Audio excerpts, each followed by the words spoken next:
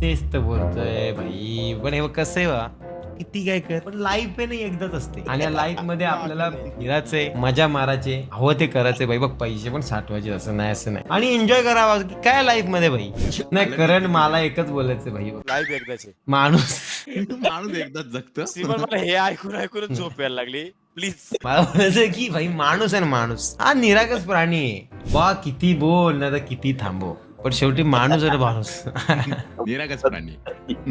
माणूस निरागस प्राणी आहे. आज नाहीतर ये भुजिंग खायला नको ऋतिक भाऊ, भुजिंग नको. कसं माहितीये का भाऊ, आजचा जन्म जो भेटलाय ना भाई, हा. शिवा मी जाऊ का? बाकी भाई माणसाचा जन्म आलाय तर काय भाऊ, मी झोपेतच आहे माहितीये का तुला, खोटं वाटेल. मी आत्ता एक क्षणाला एक खुर्चीशी मागे गेली ना, मी झोपेत, पण मला मजा येते, बरं वाटतंय जरा. असा काही विषय नाही भाई. बाकी माणसाचा जन्म आहे तर त्याला नेहमी व्हॅल्यू द्या.